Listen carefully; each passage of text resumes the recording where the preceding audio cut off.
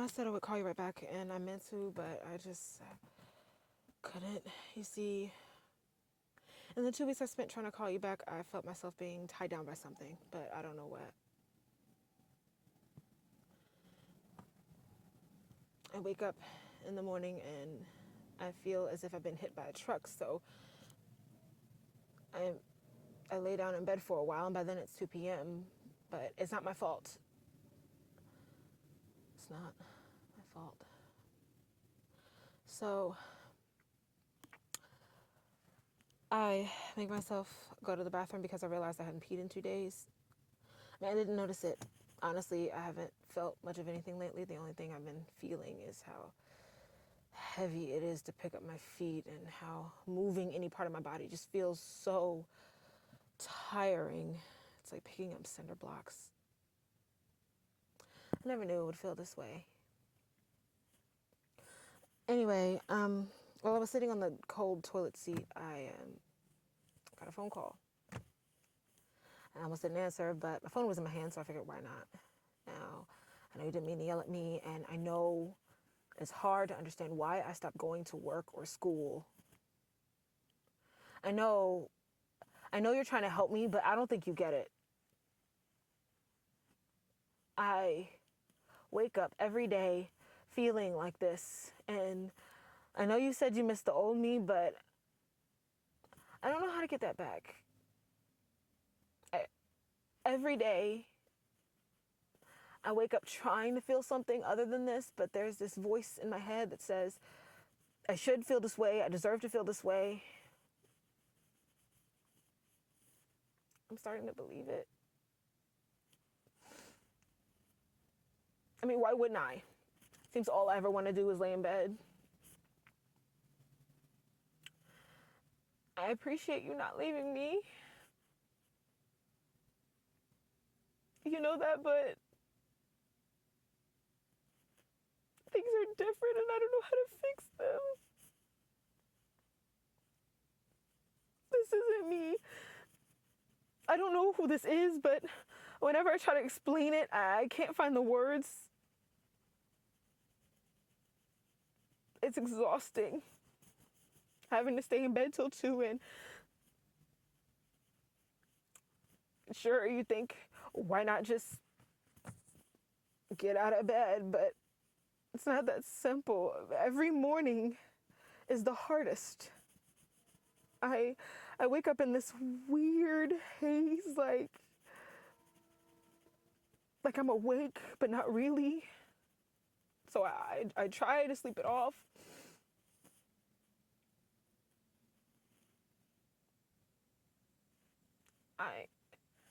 I know everyone hates me for like never going out, but when everything is so exhausting, it gets harder and harder.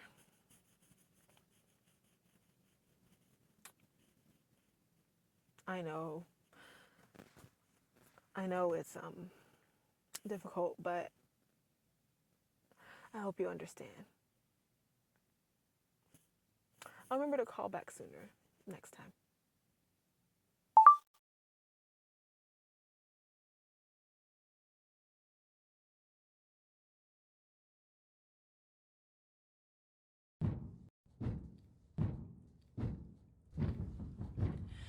I was born on the coast.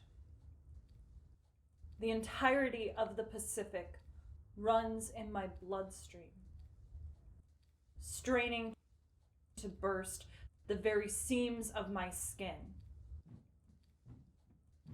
I am sky and sea and storms confined to an expiring carbon structure that is measured by woefully inadequate pounds, kilograms, ounces, the human need to quantify both the gravitational pull on my body and my worth. I carry the burden of a body I didn't ask for. One that is never good enough for me, for society, for the men I fuck, for my mother. I exhaust myself every day in the efforts to love it, knowing that I have it luckier than most, and still unable to feel at home in the stretch marks, the rolls and ripples, the feeling of being. Existing in the physical is overwhelming to the point of despair. I resent my hunger, my tiredness, my sex drive, the conditions of surviving, when I'm not sure I wanted to be here to begin with. Can you still exist as the intangible? As the insentient? Sometimes I stare into the pastel wash of a Brooklyn sunset from my rooftop, to wish gravity would reverse and pull me into deep space and let me return to the stardust I used to be.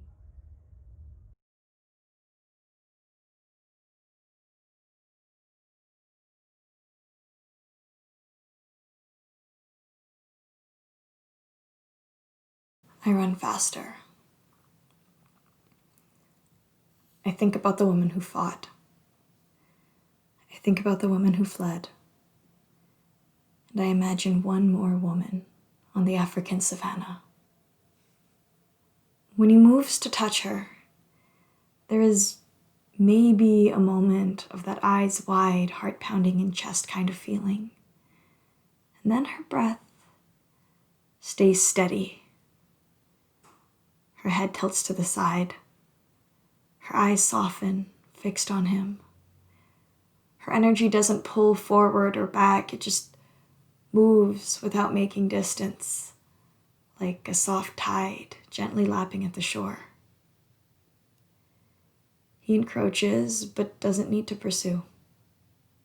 She just stands there a moment. She giggles. She tries gently to move his hand, and when he doesn't bend, she does. She responds smiling. She makes sure not to offend him. She is fueled with some kind of yet unnamed feeling, some crackle of weakness. She stays and she doesn't run and she doesn't fight. She just lets him. This is her instinct. To freeze. Appease. And it isn't until it's all over that she finds it in herself to run, to get angry, to cry.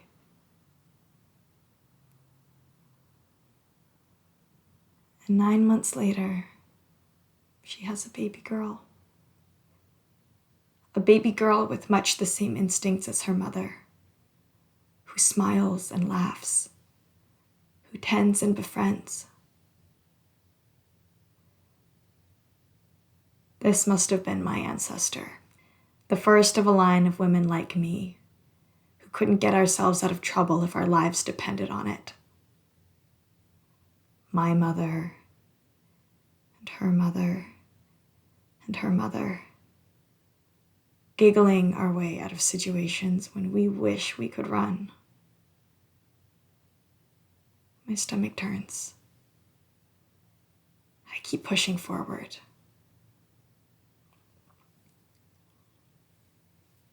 I find a spot on a hill overlooking Deerfoot Trail, a vantage point for the wide expanse of prairie sky before me. I sit on a little pile of dirt before a bush of thistles and tiny yellow flowers. The sun is hot on my neck and the wind races around me.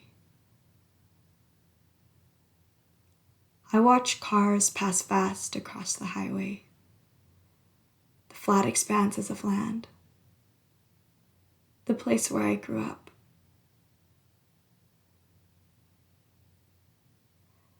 I pick a tiny flower, and another, and another.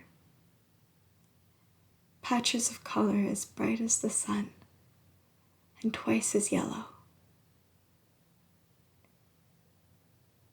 I pressed them into my pocket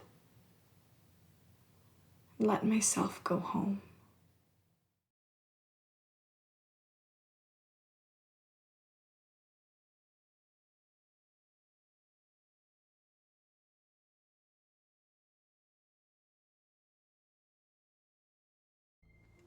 We are not broken.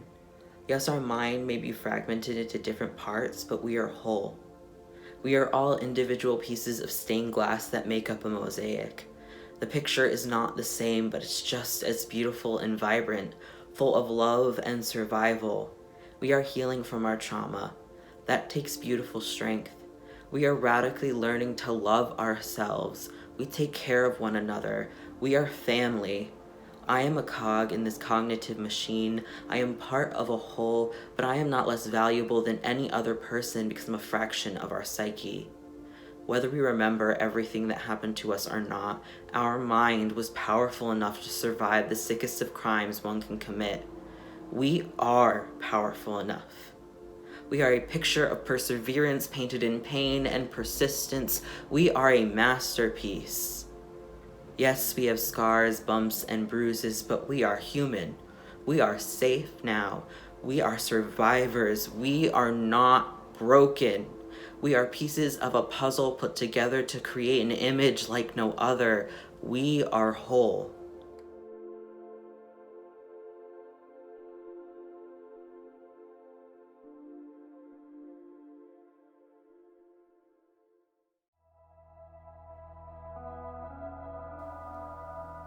I wake up each day.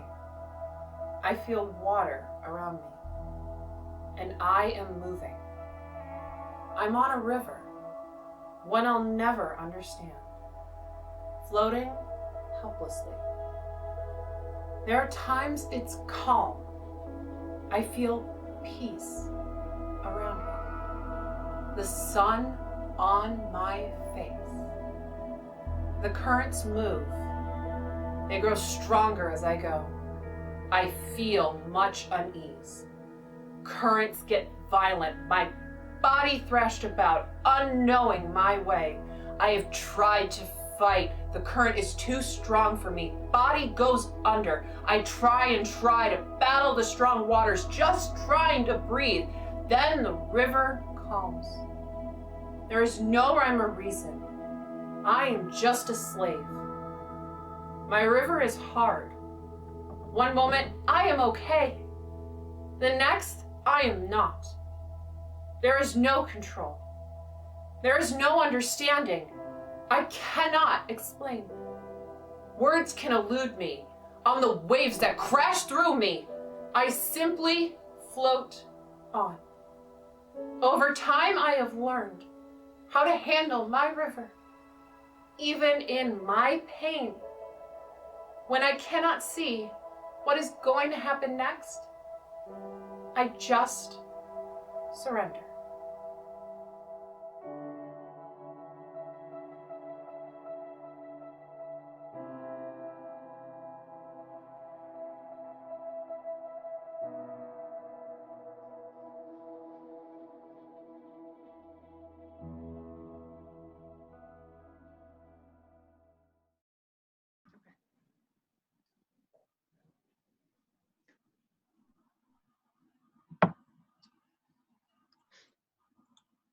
You await the miracle of birth, and all of a sudden, there she is, my daughter. I watch her grow day by day, month by month, year by year, treasuring the moments and enjoying the amazement with each new experience.